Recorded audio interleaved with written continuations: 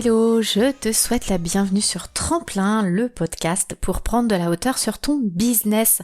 Toi qui es entrepreneur ou dirigeant d'entreprise, je te partage ici des clés pour structurer et optimiser ton marketing ou ta communication, mais pas que. Sur ce podcast, nous parlons aussi d'entrepreneuriat, de charge mentale, de productivité, bref, plein de conseils pour avancer et se développer sereinement, que ce soit à titre professionnel ou personnel. Ici Karine Vaca, à mon compte depuis presque 15 ans, je dirige l'agence 321 IDCOM, spécialisée en événementiel, et en parallèle, je suis formatrice chez Comco Academy, qui aide les entrepreneurs à structurer leur marketing communication et leur business en général pour plus de fluidité et moins de stress au quotidien. Alors, mets-toi à l'aise et c'est parti!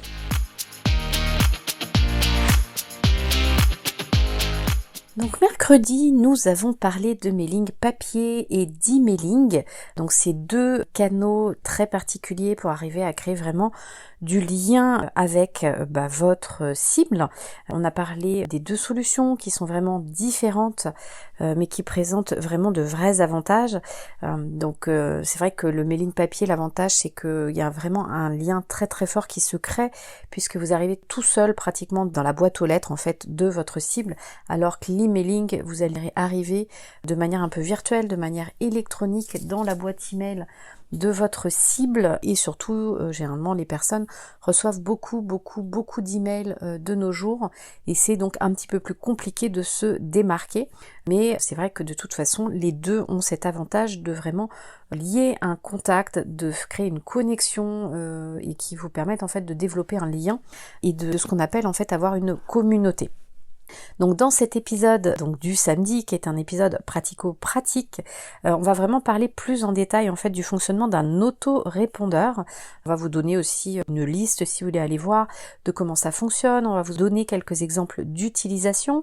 On va parler aussi bonnes pratiques à respecter si vous voulez créer des campagnes d'emailing qui sont efficaces. Donc une campagne d'emailing en fait c'est un envoi d'emails en masse tout simplement. Parce qu'en fait quoi qu'on en dise, et ça vous avez dû le lire ou l'entendre sur les réseaux sociaux, sur la toile, vous entendez oui mais l'email c'est fini, on ne vend plus par email. Absolument pas, l'emailing n'est pas fini, bien au contraire, mais contrairement justement à un appel téléphonique ou à une visio par exemple, en fait faire un email, faire un emailing vous permet vraiment de démultiplier le nombre de contacts entre vous et votre cible, puisqu'en fait par exemple si vous prenez une journée classique, vous voulez faire des visios avec vos prospects, vous allez peut-être en faire 3 ou 4 parce que vous allez être vite limité en temps et surtout en énergie parce que ça vous prend de l'énergie. Pareil pour des appels téléphoniques, vous en ferez un peu plus mais vous n'allez pas non plus en faire 3000 dans votre journée, alors que en envoyant un email aux 3000 personnes de votre base de données, effectivement en 1, 2, 3 heures selon votre processus créatif d'écriture, vous aurez envoyé votre email à ces 3000 personnes. Alors je dis pas que effectivement c'est moins énergivore bien évidemment d'écrire à 3000 personnes que de faire 12 appels téléphoniques ou 3 visios, mais ça veut pas dire que dans votre email on ne doit pas sentir votre énergie. Il doit y avoir votre patte dans l'écriture, vous pouvez mettre des emojis, vous pouvez mettre plein de choses, mais on doit sentir que cet email il est vivant. Donc aujourd'hui ce qu'il faut savoir c'est que même quand on débute et surtout quand on débute, il faut vraiment mettre en place un système de récolte d'emails pour que les personnes puissent vraiment vous laisser un email pour avoir des infos de votre part. Il faut être clair du pourquoi vous allez leur envoyer des emails et ce que vous allez mettre dans ces emails. Il faut être clair sur la régularité avec laquelle vous allez leur écrire. Si vous leur dites que vous leur écrivez 1 fois par mois, vous leur écrivez pas 3 fois par semaine. Donc ça, il faut vraiment être très clair. Et je vous reparlerai aussi de la loi, ça en fait également partie. Et il faut surtout avoir des contacts réguliers avec votre cible. J'ai plus la statistique exacte en tête, mais je crois que pour arriver à vendre à quelqu'un, donc sans parler d'achat impulsif ou d'achat coup de cœur, le processus normal en fait c'est entre, je crois que c'est 12 ou 15 ou un peu plus de contact régulier avec le vendeur avant de passer à l'acte d'achat. Bon, alors sachant qu'on est tous différents, on a tous des processus différents, mais ce qui a été observé, c'est ça. Donc c'est vrai que l'avantage d'un email, un email c'est un contact, donc ça évite d'avoir ensuite des cycles de vente trop longs et ça peut accélérer, enfin du coup raccourcir vos cycles de vente puisque vous accélérez les contacts avec cette cible. Donc ça c'est super important à l'avoir en tête et du coup on va parler plus en détail. Donc en attaquant le podcast pratico-pratique du jour, donc on va parler de qu'est-ce qu'un autorépondeur puisqu'on m'a déjà posé des questions il y a peu. Ensuite on va voir sur comment démarrer avec un autorépondeur et comment l'utiliser. Donc soit vous n'avez pas d'adresse email et vous démarrez de zéro, ou alors vous avez un petit stock, vous en avez un peu partout et vous avez besoin de les centraliser. Donc ça va être notre deuxième partie. Et ensuite, nous allons voir également tout ce qui est bonne pratique quand on utilise un autorépondeur et qu'on écrit à sa cible.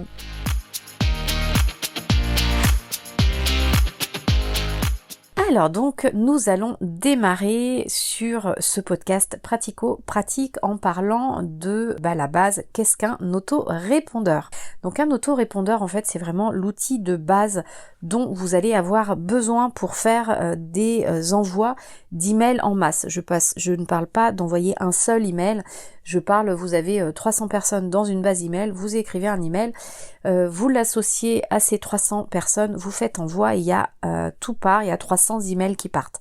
C'est ça un autorépondeur, ça vous permet d'envoyer ce qu'on appelle une campagne d'email à beaucoup de personnes, donc à votre base email. Beaucoup d'autorépondeurs sont gratuits, ils vont vous proposer le service gratuitement en fait.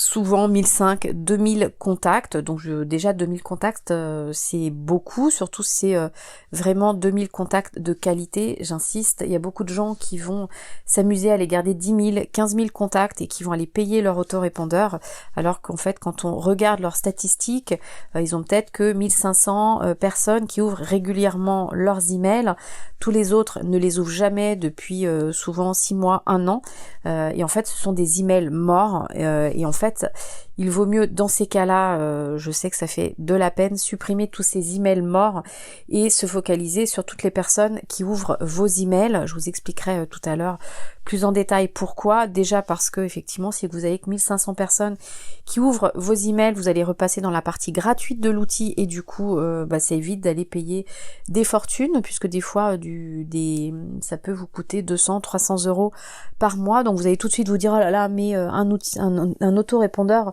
ça coûte ultra cher. En fait, ce qui coûte ultra cher, c'est de ne pas entretenir sa base email et de ne pas faire le ménage régulièrement sur votre base email. Donc ça, j'en parlerai tout à l'heure, mais il faut vraiment le garder en tête. Vous devez garder une base propre et ne serait-ce que pour avoir une bonne délivrabilité de vos emails, c'est-à-dire que Google, Yahoo, etc. laissent passer vos emails, et bien en fait le fait que 80% par exemple des personnes ouvrent votre email, ça compte pour que votre email soit bien distribué à la personne et ne passe pas dans les spams. Donc vraiment, entretenez vos bases email, c'est ultra important. Donc généralement, ce que je vous disais, si vous restez avec une base saine, une base d'email saine, vous pouvez rester très longtemps avec la gratuité de l'autorépondeur, d'accord, sachant qu'effectivement, vous envoyez un email et le programmer pour dans une semaine, ça fait partie souvent des services gratuits de l'autorépondeur. Si vous commencez à avoir des besoins plus complexe, après selon les options, cela peut devenir payant et souvent le prix va être basé sur le nombre d'adresses email que vous avez dans votre base. Donc c'est pour ça que je vous disais, ne conservez que des adresses email qui vraiment sont actives. Ne gardez pas des adresses email justement mortes, c'est-à-dire des gens qui n'ouvrent jamais vos adresses email. Ça c'est super important. Donc l'autorépondeur, donc l'outil, a vraiment deux aspects qu'il faut bien comprendre. Donc la première chose qu'il va gérer, il va vraiment gérer votre liste email. C'est-à-dire que à chaque fois, en fait, il faut imaginer un immense tableau Excel pour que ça soit clair dans votre tête. Au moins, je suis sûre que ça, tout le monde connaît, et que chaque ligne représente une personne. Et cette personne, eh ben, en fait, vous allez avoir son prénom, son adresse email. Après, l'autorépondeur va stocker d'autres choses comme une adresse IP, l'adresse à laquelle il s'est inscrit sur votre liste, mais vous pouvez rajouter vous, et c'est là où c'est super intéressant, des infos qui sont relatives à ce contact. C'est-à-dire, par exemple, vous pouvez rajouter si c'est intéressant pour vous ensuite pour envoyer vos emails, bien évidemment, sinon ne démultipliez pas les informations sur chaque contact. Ça peut être par exemple un homme ou une femme, ça peut être une tranche d'âge, ça peut être un produit que la personne a acheté. Déjà, est-ce que c'est un client, est-ce que c'est un prospect? Ça, c'est ultra intéressant. Et après, si c'est ces centres d'intérêt, alors si vous vendez un produit ou un service unique, il n'y a peut-être aucun intérêt à aller mettre un tag, c'est-à-dire que systématiquement quand vous écrirez à tout le monde. Mais si par exemple, je sais pas, vous vendez, je vous dis un exemple comme ça qui me vient en tête, votre cible c'est les femmes, vous vendez des produits de beauté en général pour les femmes, peut-être que ce ne sera pas la même cible qui va acheter des vernis à ongles et des parfums. Donc vous allez peut-être utiliser un tag parfum et un tag vernis, et auquel cas, si vous avez 3000 femmes dans votre base de données, vous en aurez peut-être 1000 tagués vernis, 1500 tagués parfum ou le solde. Il y en a peut-être certaines qui vont avoir les deux tags, d'accord? Donc ce qui fait que quand vous allez créer des emails sur les nouvelles teintes de vos vernis à ongles, vous n'écrirez que aux personnes qui ont le tag vernis à ongles et pas parfum, bien évidemment, et vice versa. Donc c'est à ça que sert un tag, c'est dans le but ensuite de bien pouvoir cibler l'envoi de vos emails. Donc c'est pour ça, c'est ce que je vous disais, si vous avez un seul produit, un seul service, ne vous embêtez pas à faire des tags.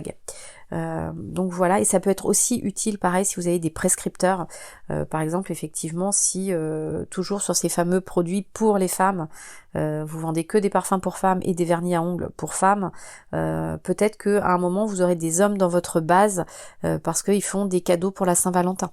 Donc ça peut être intéressant effectivement de faire femmes et hommes, et auquel cas quand vous faites des emails Saint-Valentin, c'est peut-être faire un email que aux hommes en disant tiens, j'ai un super cadeau, si tu veux le faire là pour la Saint-Valentin, on vient de rentrer une super nouvelle teinte ou un kit de 3 vernis à ongles, je te propose de l'offrir en cadeau. Voilà, là ça peut être utile de sortir les hommes par exemple ou le prescripteur pour ça. Donc ça c'est vraiment la première fonction d'un autorépondeur, c'est de gérer ta liste vraiment dans le détail selon les critères que toi tu auras définis. Et la deuxième chose effectivement qu'il peut faire, c'est gérer l'envoi des emails, mais vraiment du début à la fin. C'est-à-dire vous allez pouvoir créer votre email dans l'outil. Donc c'est un système souvent de glisser, déposer un peu sur comme les sites web si vous avez déjà utilisé. Donc vous allez lancer un bloc logo.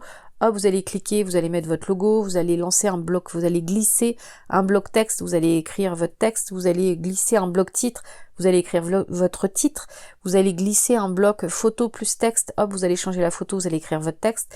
Vous pouvez après, une fois que vous avez construit comme ça tout votre email, déplacer les blocs pour les mettre dans un nouvel ordre, vous allez pouvoir glisser un bloc réseaux sociaux, etc., etc. Donc avec ce système de glisser, déposer de blocs, vous allez pouvoir écrire, structurer votre email, et une fois qu'il sera prêt, vous allez pouvoir l'envoyer avec cet autorépondeur en fait en liant en fait l'email qui est écrit, donc votre modèle, ou l'email que vraiment vous avez utilisé une fois avec une partie de votre base mail ou toute votre base mail et l'ensemble des deux cumule. Donc vous allez dire je veux envoyer cet email à cette base mail à telle date ou je veux l'envoyer tout de suite. D'accord? En gros, c'est un peu ça que votre autorépondeur va vous permettre. Donc c'est vraiment un outil qui va vous permettre d'écrire, d'envoyer et de gérer votre liste email. Donc ce que je vous disais, du coup l'avantage pour vous, c'est que c'est vraiment pratique. Il y a un vrai gain de temps pour écrire un email et le faire de manière très esthétique pour arriver à mettre votre patte, à faire des choses jolies, à vraiment créer un lien avec votre communauté qui s'est inscrit du coup pour recevoir vos informations. Et donc soit une fois que tu as tout fini, soit tu peux faire envoyer l'email tout de suite, soit je le programme dans 2 jours à telle heure. Donc ça peut être très très bien. Par exemple, tu pars en vacances alors que tu avais prévu d'envoyer un email, non, tu seras pas obligé d'arrêter tes vacances pour ça et de trouver une connexion internet. Avant de partir en vacances, tu peux écrire ton email et dire cet email là, je veux qu'il parte jeudi prochain à 15h, oui, je serai sur la plage, je serai occupée, je serai au fin fond des montagnes, je serai dans un hôtel où il n'y a pas de connexion, c'est pas grave, mon email, il part. Donc ça, c'est super confortable puisque tu peux garder ton rythme sans forcément être derrière ton écran. Ou alors, tout d'un coup, tu as une actualité là tout de suite, tu as besoin d'annoncer quelque chose tout de suite là maintenant, tu fais ton email, tu fais envoi tout de suite et c'est possible aussi. D'accord. Ensuite, au niveau des options payantes, mais qui peuvent être assez pratiques par la suite, c'est par exemple envoyer une série d'emails, c'est-à-dire que la personne, vous allez l'inscrire sur ce qu'on appelle donc une séquence. Une séquence, c'est plusieurs emails qui vont s'envoyer. Par exemple, vous allez décider que la personne, elle s'inscrit, hop, elle va recevoir un email de bienvenue parce qu'elle s'est inscrite par exemple sur la fameuse séquence vernis à ongles parce qu'elle a acheté un vernis à ongles. Donc vous allez lui envoyer un premier email de bienvenue dans ma communauté, je suis super ravie que tu aies acheté ce premier vernis à ongles avec moi. Si tu veux savoir comment poser un vernis à ongles comme une pro, tiens, tu as une petite vidéo. Hop, ça c'est la première vidéo. Une semaine après, c'est peut-être est-ce que tu as bien envoyé, tu as bien utilisé mon vernis à ongles. J'espère que ça s'est super bien passé. N'hésite pas à envoyer une photo sur les réseaux sociaux en utilisant le hashtag et vous donnez le hashtag et en me taguant, en mettant le arrobase et vous donnez votre compte. Hop, et ça c'est un email que vous aurez programmé 7 jours après la réception du premier email. Et puis peut-être 7 jours ou 14 jours plus tard, vous allez décider d'envoyer un 3e email toujours en automatique qui dit tiens, tu avais acheté un vernis à ongles il y a quelque temps dans notre boutique, peut-être que tu en as assez de mettre tout le temps cette teinte, n'hésite pas à regarder nos nouvelles teintes dans la boutique. Et vous remettez le lien.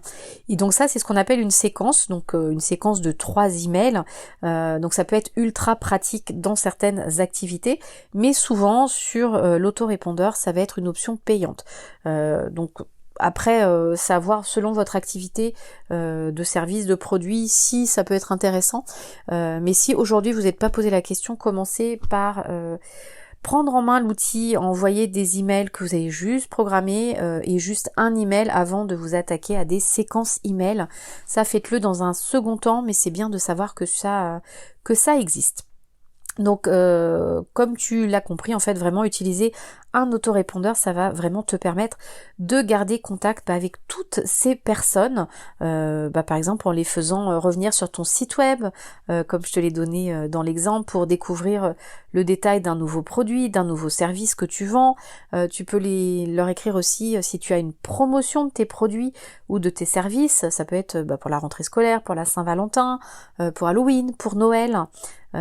Tu peux aller d'ailleurs écouter notre épisode sur comment planifier ton année où on parle justement de tous ces événements ultra importants et de comment bien les planifier pour ne pas les louper, puisque souvent on va louper de faire une promo parce que on se dit tiens zut, Halloween dommage, c'était dans 3 jours, le Black Friday zut, tout le monde a commencé sa campagne de com, tant pis, je l'ai raté.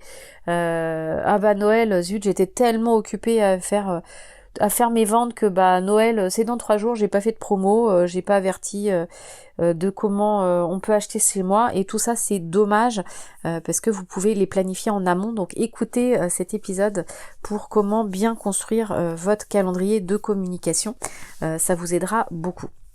Et puis comme je vous l'ai déjà dit, envoyer un email, c'est vraiment moins chronophage que de passer des appels téléphoniques ou que de recevoir des appels téléphoniques si vous pratiquez aujourd'hui les prises de rendez-vous dans votre calendrier. Je vous dis pas de les arrêter, mais ça peut être vraiment un très bon complément justement qui peut préparer en fait vos contacts, être sensibilisé à vos produits, à vos pratiques, à vos services et du coup ça permet de démultiplier le contact entre vous et ces personnes.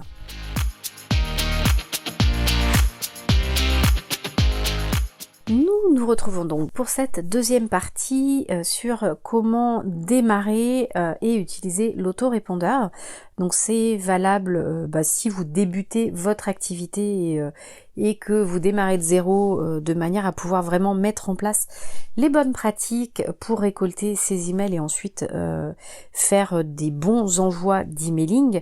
Et c'est aussi valable pour des activités beaucoup moins débutantes, puisque ça je le vois souvent, où j'ai des personnes en ligne qui me disent oui j'ai un petit peu partout des emails dans ma boîte email au quotidien tous les jours, j'ai des cartes de visite, j'en ai dans des tableaux Excel, j'en ai un petit peu partout, mais en fait je ne les exploite pas parce que je n'ai pas un seul fichier et surtout du coup je n'ai pas d'autorépondeur pour pouvoir écrire à toutes ces personnes en même temps.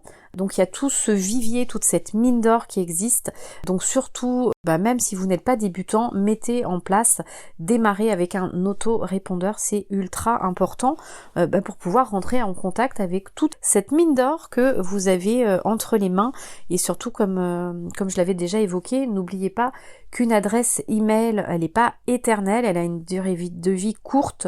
Donc ça veut dire que si ça se trouve même dans toutes les adresses email que vous avez, certaines dates, il y a des personnes qui gardent une adresse email très longtemps. Il y en a qui, comme ils la donnent partout et qu'elles sont spammées à mort, c'est-à-dire qu'elles reçoivent tout et n'importe quoi et de la pub et que du coup les emails intéressants elles ne les trouvent plus, et bien du coup elles changent d'adresse email. Et ça arrive très très souvent. Et pareil, si vous travaillez avec des emails professionnels, bien malheureusement les gens changent de poste, changent de travail, changent d'entreprise et du coup les adresses email ne sont plus valables non plus. Donc vraiment ne gardez pas ces adresses email dans un coin sur un disque dur, mettez-les dans un autorépondeur, écrivez aux gens. Et l'avantage de l'autorépondeur, à chaque fois que vous allez écrire à ces personnes, va vous nettoyer votre adresse email, votre base email, c'est-à-dire qu'il va vous dire ça, ce sont des adresses email, alors en termes normal mortes, mais en fait il va les ranger et il va vous les taguer de manière à vous dire en fait que c'est là en fait elles ne sont pas bonnes. Donc c'est ce qu'il va appeler des bounce, donc B-O-U-N-C-E. Donc vous avez les soft bounce, ça c'est en fait il envoie un email, il va réessayer quand même pendant 24-48 heures de renvoyer un email pour voir si c'est juste un problème de serveur, un problème technique sur la boîte mail, et en fait il estime que si dans les 48 heures l'email il arrive à le renvoyer, c'était juste une erreur temporaire et du coup il va passer de cette adresse email va passer de soft bounce à c'est bon, c'est une adresse normale. Et si à partir du moment passé ces 48 heures à la force d'envoyer il n'y arrive pas, il va passer en hard bounce, c'est-à-dire que en gros un email en hard bounce, vous pouvez la supprimer de votre autorépondeur tout simplement parce que en fait ça veut dire qu'elle n'existe plus. Donc soit la personne a supprimé son email, soit si c'est un professionnel elle a été supprimée. Donc de toute façon cette adresse email n'est plus viable, donc vous pouvez l'enlever sans aucun scrupule de votre base email. Et dans les autres bonnes pratiques, du coup, je vous en parle maintenant, comme ça, c'est fait.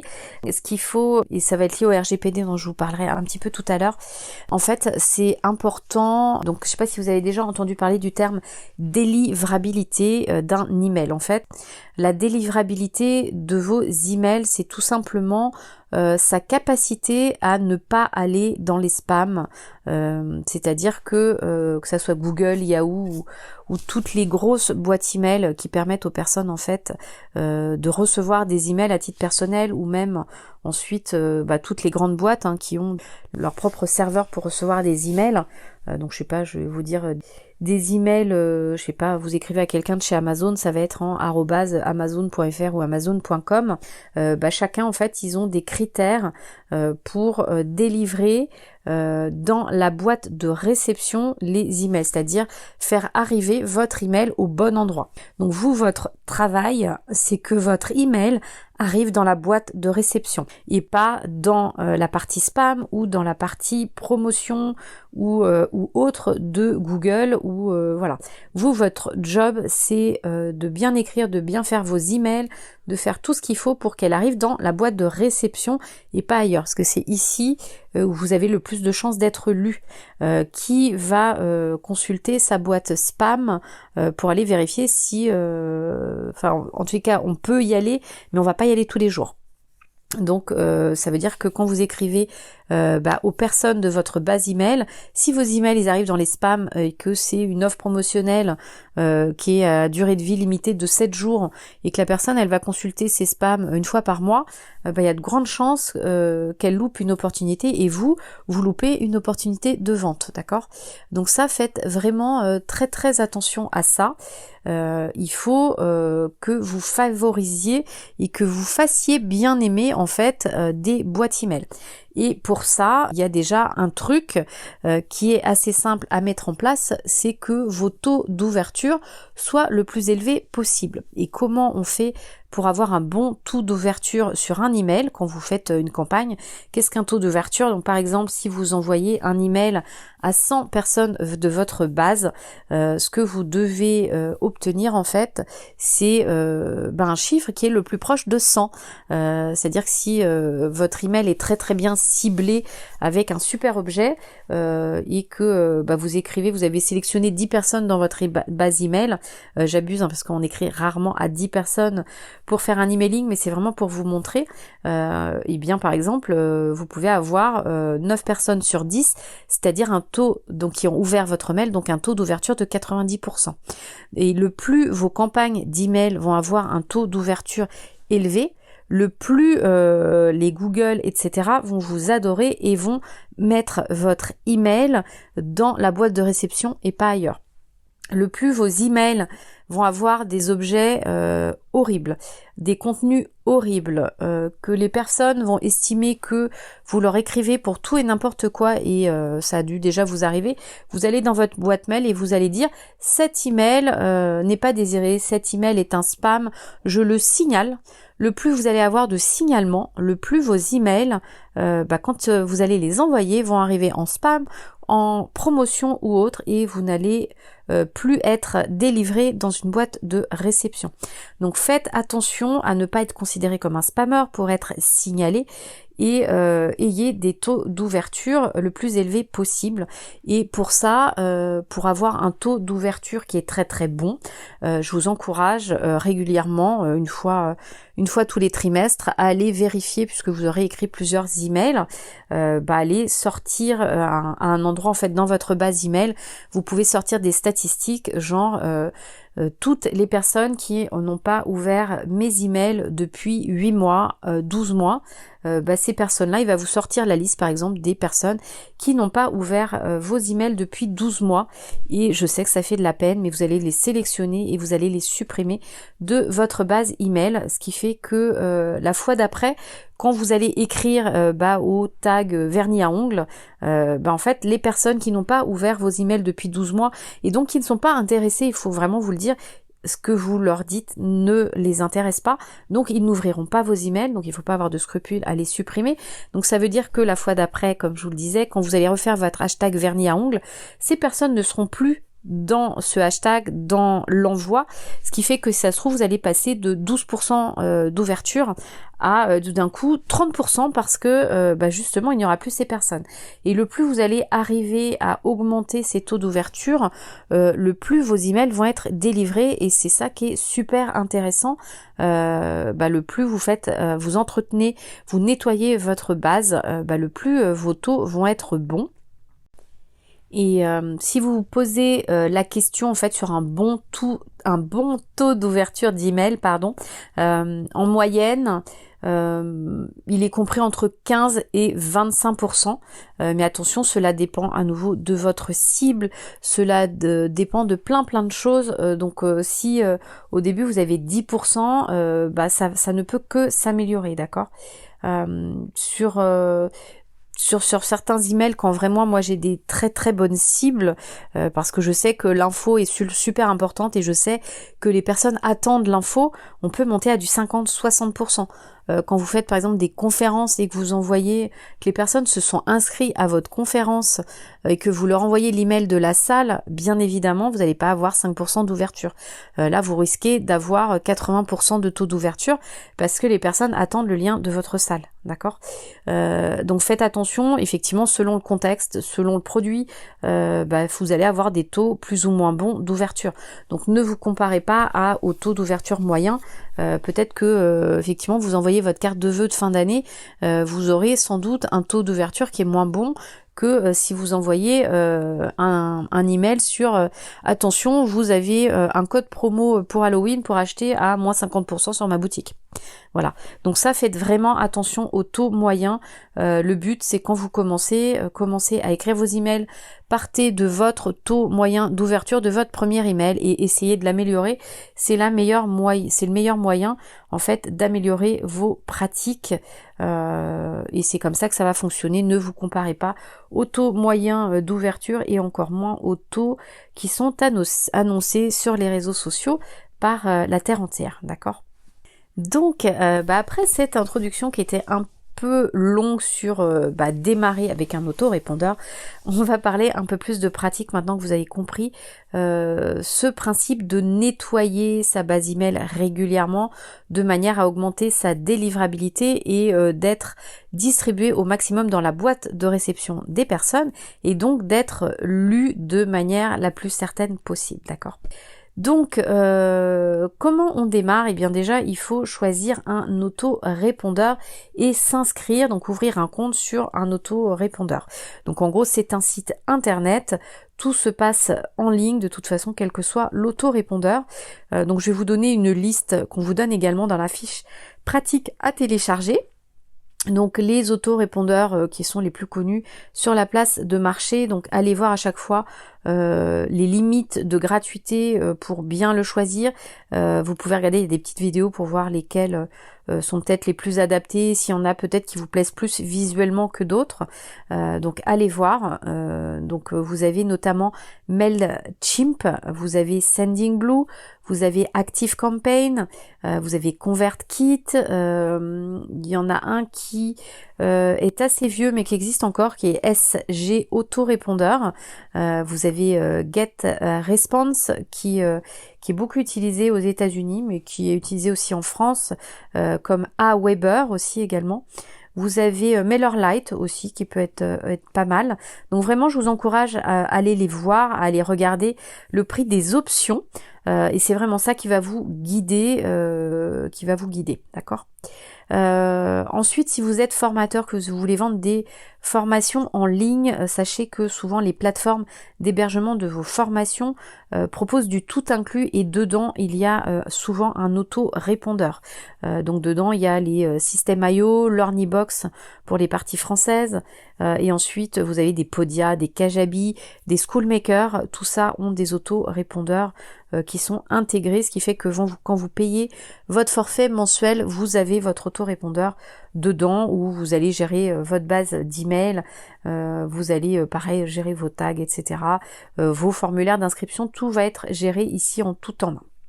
Et ensuite, si vous avez des activités autres, donc qui sont souvent dans le professionnel, des business pro, vous pouvez avoir un CRM, donc c'est vraiment le logiciel qui va vous permettre de gérer les affaires, c'est-à-dire du moment où vous allez prospecter jusqu'à l'opérationnel quand vous aurez signé. Donc ça vous permet de signer et vous allez parler en deal. Donc par exemple avec un HubSpot, HubSpot vous propose aussi de gérer tout ce qui est envoi d'email, mais c'est vrai qu'à la base c'est pas fait pour ça. Donc c'est vraiment en fonction de votre métier, de votre besoin que vous allez voir ça.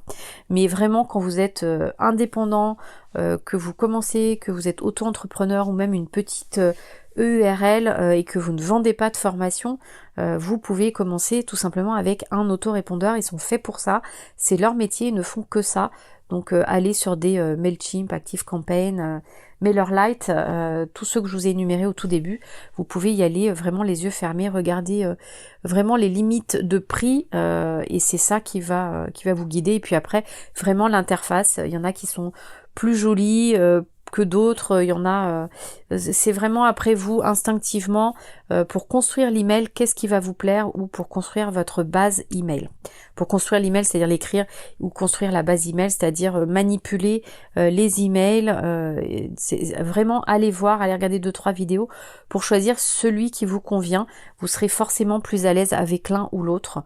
Nous, je sais qu'on utilise MailChimp depuis pas mal d'années, je crois que ça fait 15 ans maintenant qu'on l'utilise, et c'est vrai qu'on est tellement habitué que c'est compliqué d'aller ailleurs, mais c'est vrai que un Sendinblue est plutôt pas mal, ou un MailerLite. Mais après vraiment, choisissez en fonction de vous et vraiment du feeling que vous avez avec la plateforme. La deuxième chose auquel il faut faire attention, c'est le RGPD, le règlement général sur la protection des données, donc qui est actif en Europe. Donc à nouveau, je vous donne cette information à titre purement informatif et divertissant, puisque je ne suis pas juriste. Donc je vous invite vraiment à faire des recherches plus approfondies ou de consulter qui de droit pour vraiment savoir ce que vous devez mettre en place dans le cadre de ce RGPD qui est vraiment une loi. On vous met également dans la fiche pratique un lien vers la CNIL pour voir vraiment de quoi on parle quand on parle RGPD. Ce qu'il faut vraiment avoir en tête en fait, c'est que dès le moment où vous allez collecter une donnée personnelle, vous devez respecter le RGPD, et il se trouve qu'un email est une donnée personnelle, puisque en fait une donnée personnelle, c'est une donnée qui vous permet d'identifier quelqu'un. Donc en gros, vous êtes soumis au RGPD dès le moment où vous allez collecter des emails et que vous allez écrire à cette personne, d'accord ? Donc la donnée personnelle, ce n'est pas uniquement souvent on me dit oui non mais t'inquiète, j'ai juste le prénom, j'ai juste l'email, je sais pas si c'est un garçon ou une fille, je connais pas son âge, j'ai pas son adresse, je sais pas c'est quoi sa religion, j'ai pas collecté des données de santé, donc t'inquiète, je suis pas soumis au RGPD. En fait si tu collectes un email, tu écris à la personne, tu es soumis au RGPD.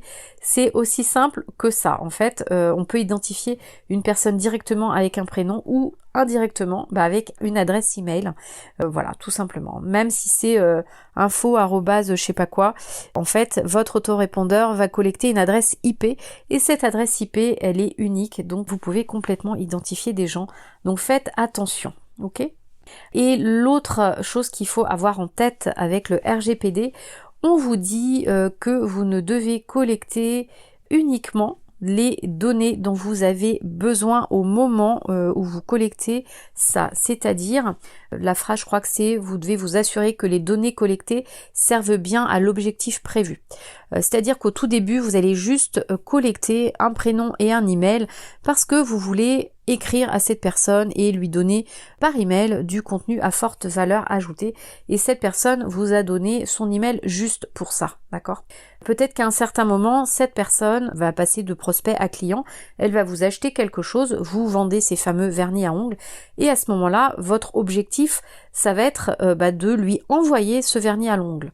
Donc comme votre objectif à ce moment-là va être d'envoyer un vernis à ongles, vous avez le droit à ce moment-là de collecter d'autres informations, c'est-à-dire son adresse postale et son téléphone, parce que son adresse pour lui envoyer le colis, et son téléphone parce que vous avez besoin de le donner peut-être à Chronopost pour que le livreur il puisse l'appeler au moment où il est devant sa boîte et qu'il n'arrive pas à lui donner le colis, d'accord ? Mais normalement vous n'êtes pas censé demander son adresse postale au moment où la personne dit ouais ok je suis d'accord pour que tu m'envoies un email, mais en fait pourquoi je te donne mon adresse postale, enfin on s'en fout en fait.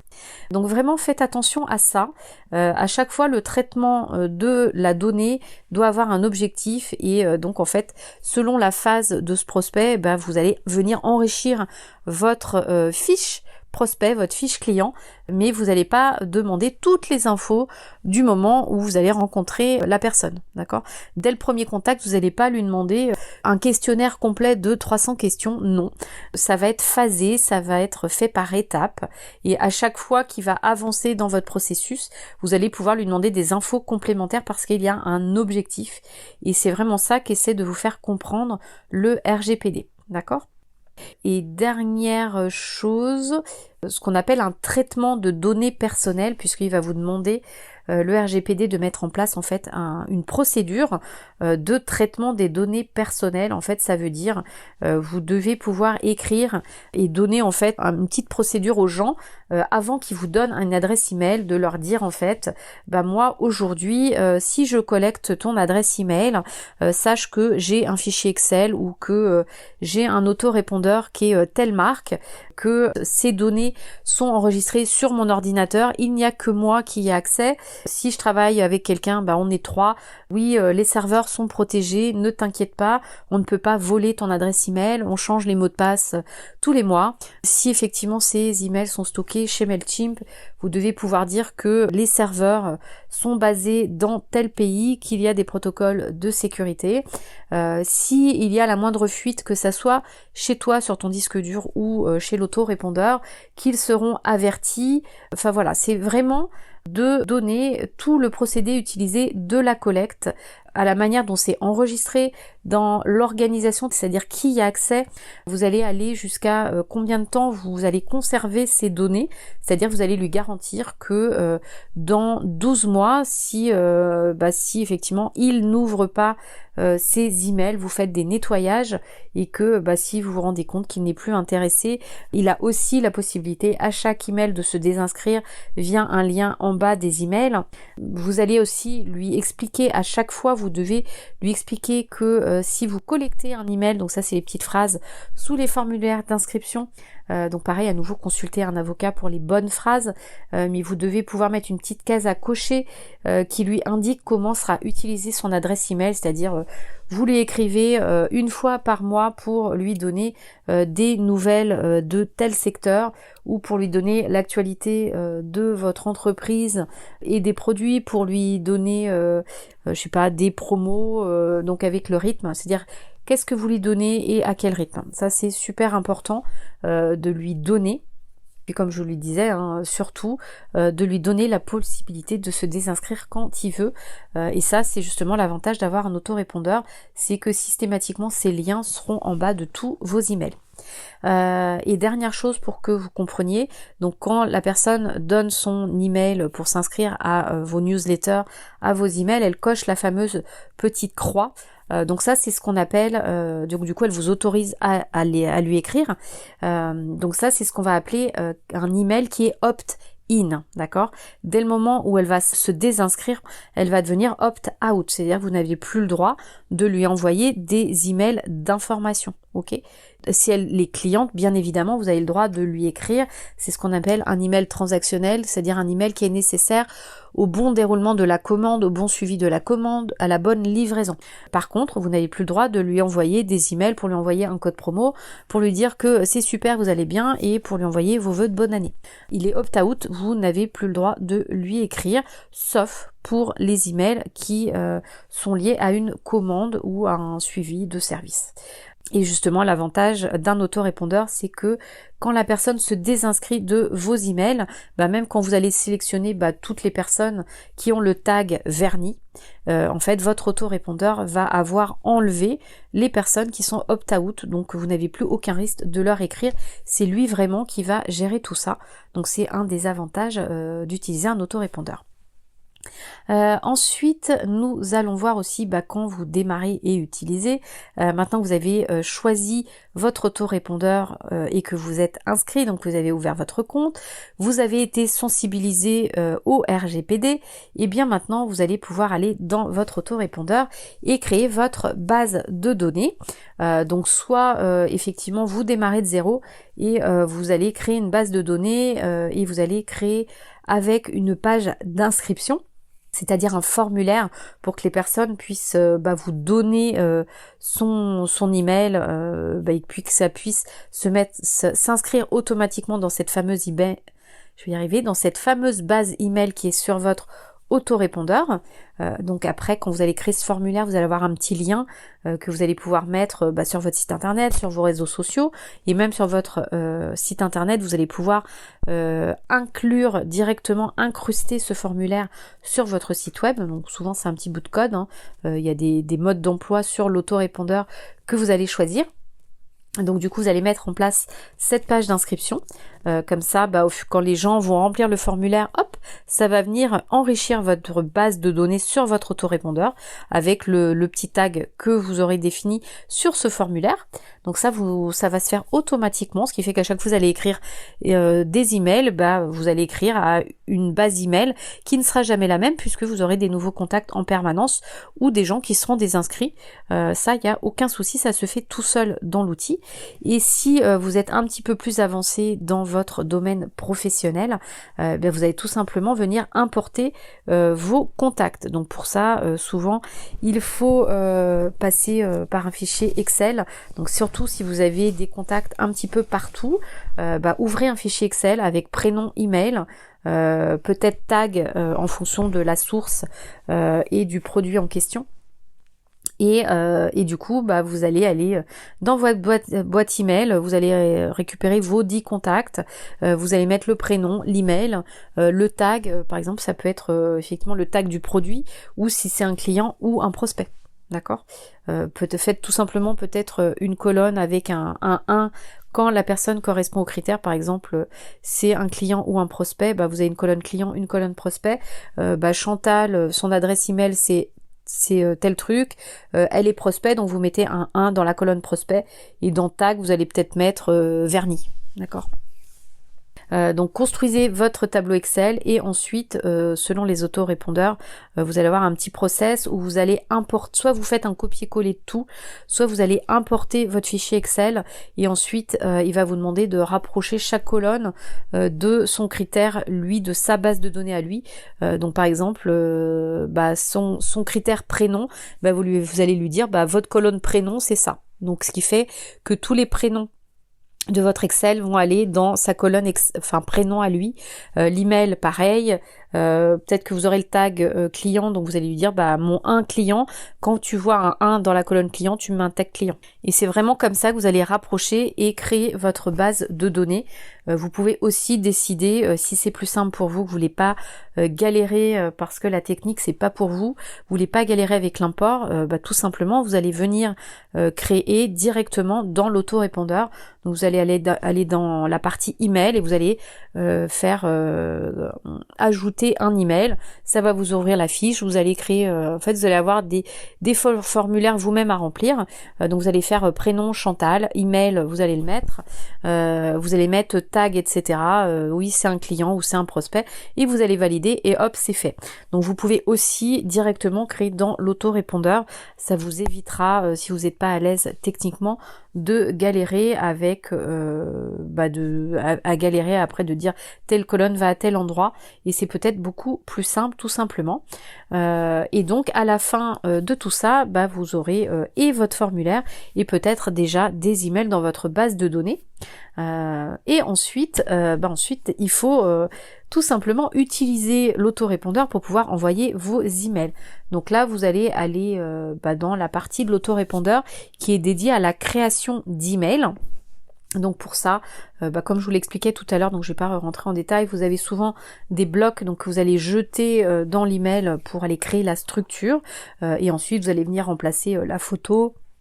Vous allez venir créer le texte, le titre, etc., etc.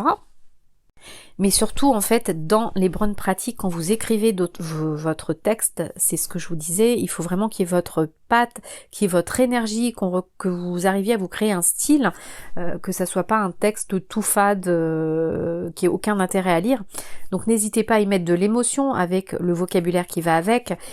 Mettez du gras, vous pouvez mettre de la couleur, utilisez des emojis.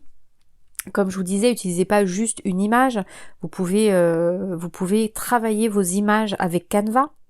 N'oubliez pas non plus dans votre signature de bien mettre vos coordonnées, vous pouvez mettre vos photos, vous pouvez faire plein de choses. Allez également dans les paramètres généraux de Mailchimp pour mettre les bonnes coordonnées de l'expéditeur. Évitez notamment les infos votre nom de domaine ou les no reply.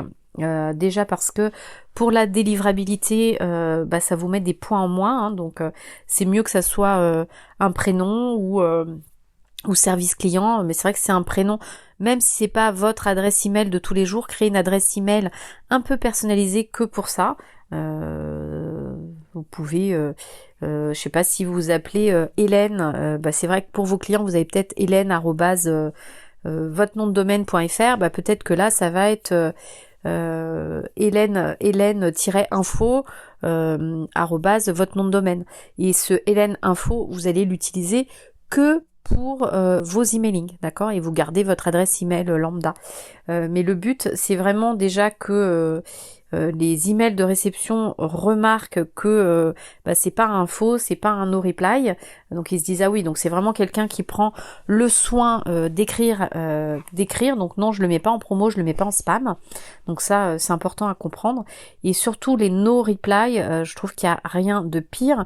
Je rappelle quand même que l'emailing, si vous envoyez des emailings dans le but de ne pas avoir de réponse, n'envoyez pas d'email. Parce que souvent un prospect il aura peut-être tendance à vous répondre en disant ah oui mais tiens ton produit j'aimerais bien avoir j'ai une question qu'est-ce qu'il apporte, moi j'ai tel cas particulier, est-ce que tu peux m'aider sur ça? Si vous coupez de toutes ces questions de vos futurs clients, en fait ça sert à rien d'envoyer d'email. L'email le but c'est de créer une relation, c'est de répondre à des questions s'il y en a et de vendre. Donc quelqu'un qui a envie de vous écrire souvent c'est parce que c'est un futur client. Alors c'est sûr que si vous envoyez des emails pour la pluie et le beau temps, là oui effectivement le no reply peut être intéressant, mais je pense pas que ça soit le but des campagnes d'emailing. Vous n'allez pas parler de la pluie et du beau temps. Le but c'est à chaque fois d'avoir une vraie intention dans ce que vous allez écrire. Donc vous allez avoir systématiquement quand vous écrivez, je vous l'expliquais dans l'épisode de mercredi, un call to action, c'est-à-dire un appel à l'action où vous allez demander aux gens de faire quelque chose. Donc souvent ça va être quand même lié à un produit ou un service que vous voulez vendre au final. Donc peut-être une prise de rendez-vous ou d'aller écouter quelque chose ou d'aller regarder une vidéo, mais ça va être lié à votre processus de vente. Donc peut-être que la personne peut avoir des questions ou peut-être qu'elle veut acheter tout de suite. Donc ne vous coupez pas de ces possibilités en faisant des no reply ou avoir des adresses email qui ne correspondent absolument à rien. Moi personnellement sur mon autre activité pour mon agence de communication, mon adresse que j'utilise sur Mailchimp, c'est mon adresse de tous les jours que j'utilise avec mes clients. Donc au moins si on me répond, je le reçois dans mon adresse email et ceux qui me connaissent savent très bien que c'est mon adresse email et que je vais répondre. Il n'y a aucun souci. Le but d'un email, c'est de créer un lien, c'est d'échanger. Donc il n'y a aucun souci pour qu'on me réponde. C'est vraiment le but. Donc à vous de voir. Et c'est pour ça que c'est important de bien penser ses emails et que un email vous l'écrivez pour une raison précise. Alors vous allez rajouter du contenu, vous allez donner du contenu, vous allez que la personne aime, mais ça ne vous empêche pas d'aller glisser des choses sur ce que vous avez à vendre. À la base, à moins que vous fassiez dans l'associatif, il y a quand même peu de chances que vous n'ayez pas quelque chose à vendre et il faut être à l'aise avec ça. Vous n'êtes pas obligé de faire un énorme email de vente, mais ça peut être dans votre signature. Notre nouveau programme pour développer sa confiance en soi, toutes les infos ici, ça peut être un bandeau de signature avec nouveau programme, hop, et quand les gens cliquent sur l'image, ça renvoie sur les infos. Ça peut être aussi, vous décrivez une solution, Par exemple, là, je pourrais vous écrire un email sur tous les trucs et astuces pour bien paramétrer son autorépondeur et avoir une bonne délivrabilité. Je vais vous raconter par écrit tout ce que je vous ai raconté juste avant sur bien nettoyer sa base email, etc., etc. Et à la fin, ça peut être alors ce n'est pas le cas, je vous le dis, je n'ai absolument aucune formation à vendre sur un autorépondeur. C'est un exemple. J'aurais très bien pu vous écrire à la fin de l'email, vous dire si vous voulez en savoir plus sur comment utiliser un répondeur parce que vous êtes vraiment perdu, on a une formation à vous vendre pour bien paramétrer son autorépondeur et bien créer ses emails. Et hop, il y aurait un lien, donc ça peut être un lien texte, ça peut être un bandeau, ça peut être plein de choses, mais c'est-à-dire je donne des conseils qui peuvent suffire à la personne, mais s'ils veulent aller plus loin, je leur propose autre chose. Et ça, c'est complètement ok, et la personne, il a quand même trouvé son compte, puisque vous lui avez quand même donné des infos, d'accord ? Donc voilà, c'est vraiment à ça que sert un autorépondeur, donc vraiment pour bien démarrer et utiliser un autorépondeur. Donc vous allez vous inscrire à un service d'autorépondeur, vous allez vous intéresser au RGPD pour voir ce que vous devez mettre dans vos procédures pour récolter vos emails. Une fois que vous connaissez tout ça, que vous avez votre compte chez un autorépondeur, vous allez créer votre base de données et votre formulaire. Si vous avez des emails, vous allez venir enrichir cette base pour avoir cette base à jour et vous allez commencer à utiliser, c'est-à-dire à écrire vos emails pour pouvoir envoyer des emails donc dans la partie email. Et la prochaine partie, justement, nous allons voir les bonnes pratiques.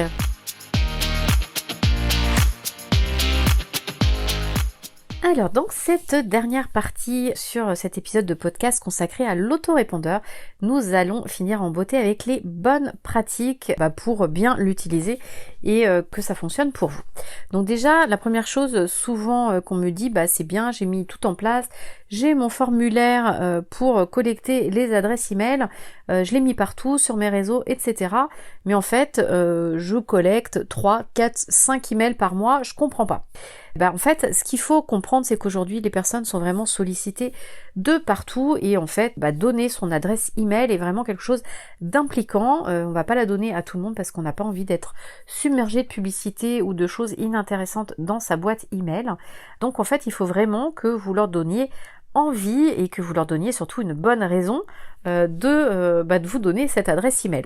Donc souvent la bonne pratique en fait c'est de créer un cadeau de bienvenue, ce qu'on va appeler le fameux lead magnet, donc l'aimant à prospect, puisque souvent quand on vous donne un email, la personne elle n'est pas cliente tout de suite, c'est un prospect que vous allez travailler pour qu'il devienne client. Et c'est ce que je disais, surtout que il faut beaucoup de contacts avant de transformer un prospect en client.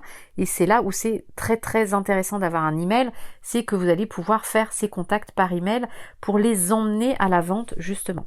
Donc des idées de cadeaux de bienvenue, souvent vous avez des petits PDF de 2-3 pages sur un thème en particulier, ça peut être carrément un livre en PDF, ça peut être un enregistrement audio, vous pouvez faire un petit tutoriel écrit tout simplement, c'est pas même un email, peut être un cadeau, je vous enverrai par email un tutoriel sur les 30 étapes pour faire tel truc.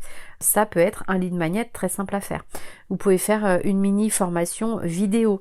Ça peut être une série de 3 emails pour les débloquer sur tel sujet.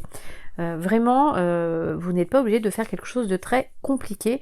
On voit souvent le PDF parce qu'effectivement c'est très visuel et les personnes ont vraiment l'impression de quelque chose qui a une grosse valeur ajoutée.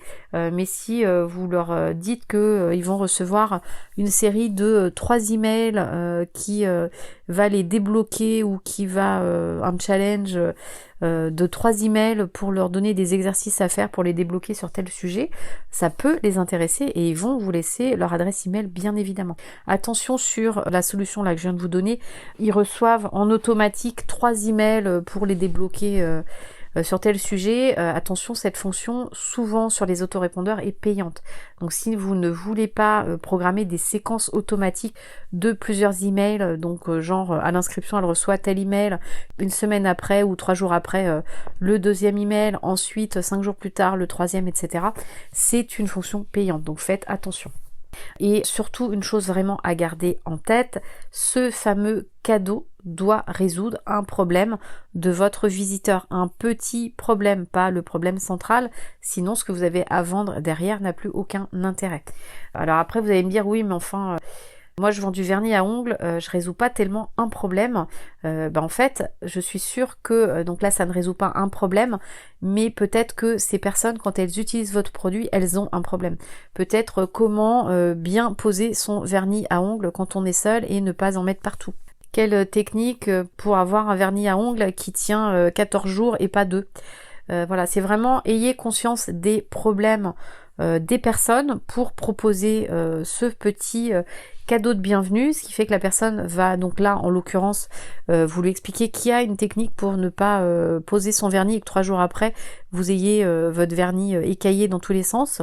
Donc elle va télécharger ce petit PDF pour savoir qu'effectivement il faut peut-être poser une base, qu'on doit attendre 10 minutes avant de poser le vernis et qu'il faut encore attendre 10 minutes pour poser un top coat, et que là votre vernis à ongles va durer 10 jours et que vos produits en plus ils sont super meilleurs que les autres. C'est très français ce que je viens de vous dire, et que du coup regardez, vous avez la base, vous pouvez la trouver là, le vernis à ongles, il y a plein de couleurs, il est là, et le top coat il est là, que s'ils veulent vous faites un petit pack avec les 3 produits et qu'en plus ça leur coûtera moins cher et que c'est trop cool. Donc voilà, c'est un peu le processus, c'est d'arriver à se dire l'aimant à prospect il va les amener à telle étape, et comme ça je peux leur écrire en leur disant que il y a ça qui existe et ils peuvent venir chez moi en achetant tel produit ou tel service. Donc pensez chemin avant de se dire tiens j'ai une super idée de ligne magnet, ah ouais j'ai vachement d'emails, mais en fait à chaque fois que je leur propose quelque chose derrière, en fait ça convertit pas. Oui, si je sais pas, je reviens sur mon vernis à ongles, vous proposez voilà comment résoudre vos problèmes de mal de tête parce que vous êtes une femme et que votre cible voilà c'est les mamans qui n'ont pas trop de temps et qu'ils voudraient quand même avoir une super manucure, et que vous vous rendez compte que ces femmes, elles ont souvent mal à la tête, et vous allez faire un petit aimant à prospect qui dit vous êtes une femme, vous avez souvent mal à la tête, j'ai la solution. Donc effectivement les gens vont vous laisser, les personnes vous laissent leur adresse email, et à la fin vous leur dites vous êtes une femme, je te propose un super vernis à ongles parce que j'ai souvent constaté que du coup tu dois être une femme active et que tu as ce problème. Sauf qu'en fait, elles ont peut-être pas envie de se faire des manucures, ces dames. Vous avez aussi toute la partie de ces personnes qui effectivement sont mamans, qui ont mal à la tête, mais qui n'ont peut-être pas envie de se mettre du vernis à ongles. Donc c'est vraiment le cas poussé à l'extrême pour que vous compreniez, mais votre aimant à prospect, votre cadeau doit vraiment avoir un vrai rapport avec ce que vous allez vendre derrière, le problème de votre cible, de votre avatar, de votre prospect. D'accord ? Une fois que vous avez mis en place ce petit cadeau, que les personnes vont vous laisser leur adresse email, sachez que ça, bien évidemment, c'est automatique.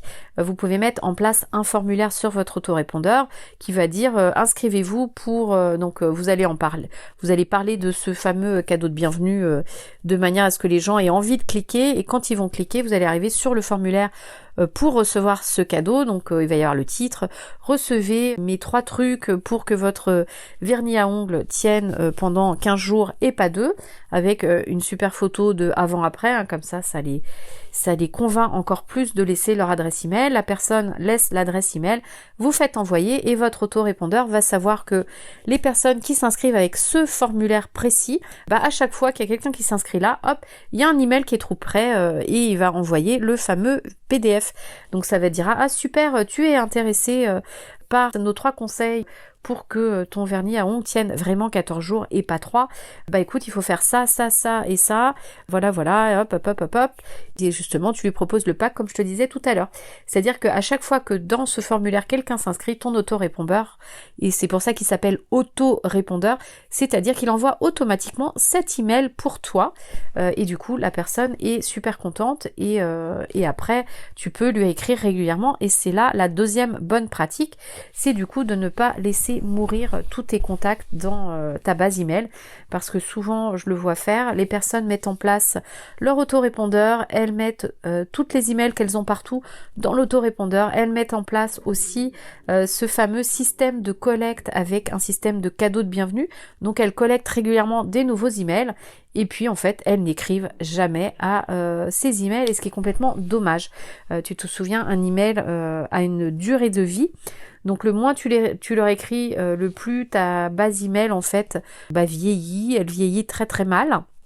Donc il faut, pour l'entretenir et te permettre de pouvoir la nettoyer, parce que tu sais, tu peux la nettoyer à condition de savoir si les personnes ouvrent tes emails. Donc si tu n'envoies pas d'email, tu ne peux pas savoir si elles ouvrent tes emails, donc tu ne peux pas nettoyer ta base email, et ton autorépondeur ne peut pas non plus la nettoyer en catégorisant les emails qui ne fonctionnent plus. Donc il faut que tu choisisses un rythme pour écrire à ta base email. Donc soit tu définis et surtout définis un rythme que tu peux tenir pour envoyer régulièrement ton contenu. Commence peut-être beaucoup plus large, par exemple, tu vas dire que tu leur écris une fois par mois, et si tu sens que ça fonctionne bien, peut-être une fois toutes les 3 semaines, et puis après ça fonctionne bien une fois toutes les 2 semaines. Mais ne commence pas en leur disant je vais t'écrire toutes les semaines, et au final tu leur écris une fois par mois. Il vaut mieux partir d'un rythme plus éloigné et le rapprocher que le contraire. Les gens seront moins déçus. Donc commence peut-être en te disant tous les mois que tu vas leur envoyer tel contenu, tu prépares ton contenu et puis ensuite tu leur envoies tout simplement, c'est-à-dire que je sais pas, tous les 25 du mois, tu vas te mettre derrière ton ordinateur, t'écris ton email et hop tu l'envoies. Ou tu peux batcher ça, je t'expliquerai ça à la fin, sur comment s'organiser justement pour être régulier. Donc ensuite, une fois que tu as défini ton rythme, il faut vraiment envoyer ton email. Et il y a vraiment plusieurs étapes à respecter. Donc tout à l'heure, on a vu effectivement la phase d'écriture, donc qui est de créer l'email. Tu vas créer la structure, tu vas venir mettre tes photos, tu vas mettre ton texte, tu vas ajouter ta petite signature, ta photo, qui tu es, t'oublie pas ton call to action. Et surtout, n'oublie pas d'ajouter dans ta signature tes réseaux sociaux ou le fameux bandeau pub que je te disais pour ton nouveau produit, ton nouveau service. Choisis donc du coup ensuite qui doit recevoir ton email, donc l'importance des tags si tu as plusieurs cibles dans ta base email, par exemple celle qui aime le vernis, celle qui aime le parfum. Donc mon email concerne les vernis, j'écris au hashtag vernis et absolument pas au hashtag parfum. Et ensuite, tu dois également, n'oublie pas, une fois que tu as écrit ton email, que tu as choisi qui doit le recevoir, juste avant de l'envoyer, de faire un test email sur ta propre boîte. Tous les autorépondeurs t'offrent cette possibilité, donc ça s'appelle un test email, et tu vas donc recevoir dans ta boîte donc l'email. Donc le but c'est de le vérifier, de regarder si la mise en page est correcte, que tous les liens que tu as imaginés sont au bon endroit, que quand tu cliques ça ouvre la bonne page, que ce n'est pas l'offre promo d'il y a un an et que du coup tu vas envoyer un email à 3000 personnes qui vont avoir un mauvais lien.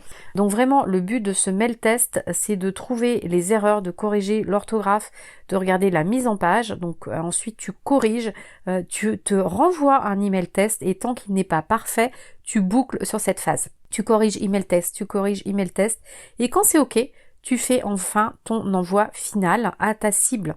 Soit en immédiat, c'est-à-dire que tu as la possibilité de je l'envoie tout de suite, ou je le programme pour cet après-midi, pour demain, pour dans une semaine.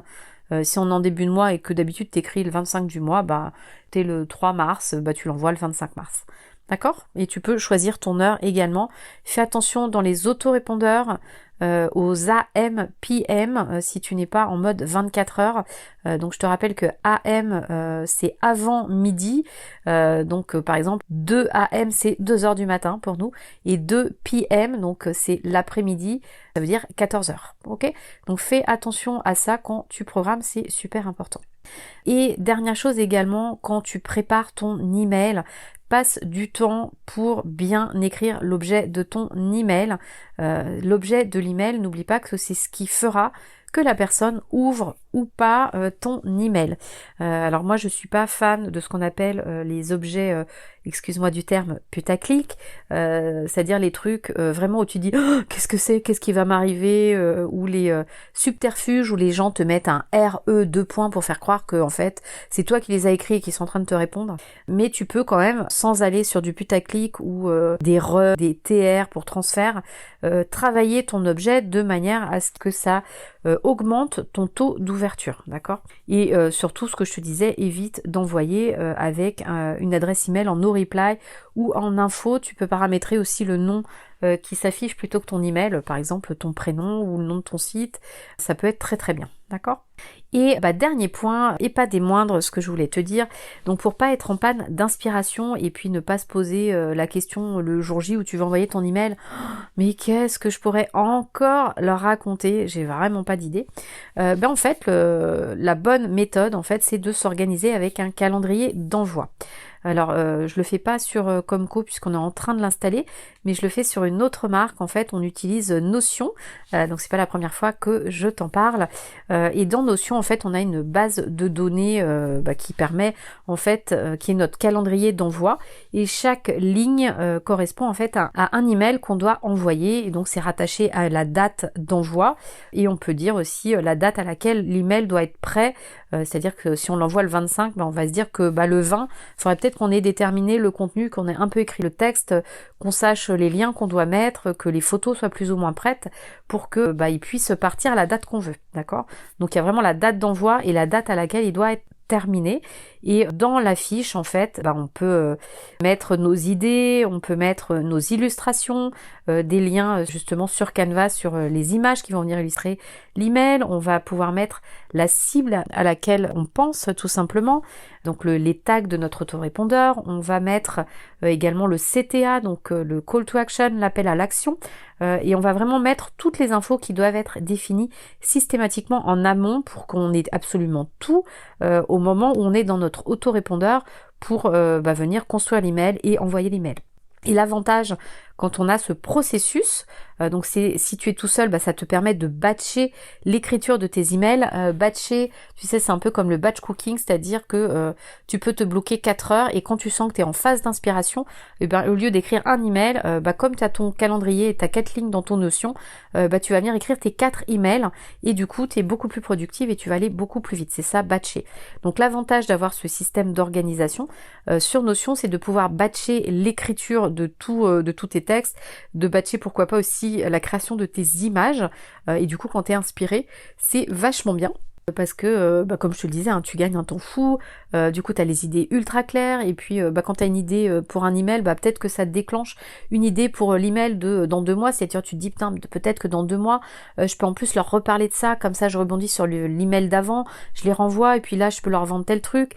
Du coup tu peux avoir vraiment toute une stratégie d'email en email que tu n'auras jamais quand tu vas écrire tes emails au dernier moment dans ton MailChimp ou autre, d'accord? Et puis surtout tu as toutes tes infos dans Notion au même endroit pour tout gérer. Donc ça veut dire que tu es à l'extérieur sur ton ordi, tu prends ton Notion, hop, tu peux travailler tes emails sans être dans ton autorépondeur. Et puis surtout, là tu es tout seul, mais peut-être que le moment où tu auras envie de déléguer tout ça, tu peux préparer tes emails, ton contenu, donner des pistes créatives et comme ça tu partages ton Notion à la personne qui doit écrire les emails ou juste créer tes emails. Si tu veux garder la main sur tes textes, elle n'aura plus qu'à copier-coller tes textes et la personne peut aller dans l'autorépondeur de ton choix, aller prendre peut-être tes photos, tes textes, construire les emails, elle voit la cible à laquelle tu veux écrire, elle va la paramétrer dans l'autorépondeur, elle voit la date, elle voit tout et en fait elle paramètre tout pour toi et ça tu ne t'en occupes plus. Donc c'est vrai que avoir tout ça dans un Notion, de tout préparer, ça peut t'aider un jour à déléguer toute cette partie vraiment main dans le cambouis dans l'autorépondeur.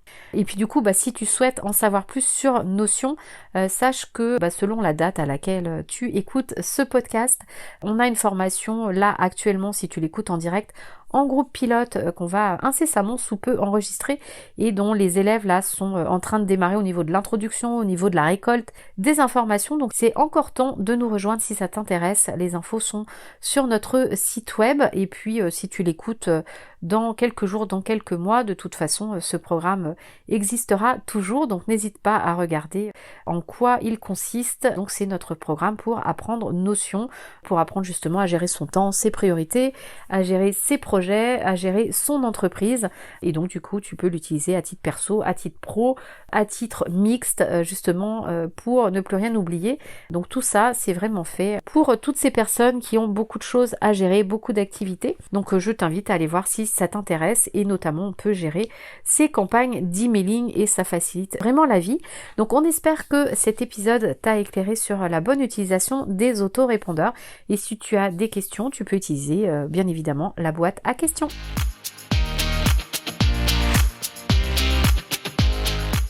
C'est presque fini, donc n'oublie pas, en description, tu peux récupérer le bonus dont je t'ai parlé dans cet épisode en cliquant sur le lien. Et si tu as des questions ou des sujets à nous soumettre, car tu éprouves des difficultés ou tu aimerais bien qu'on en parle, c'est également en description que cela se passe. Et voilà, c'est fini pour aujourd'hui, j'espère que ça t'a plu.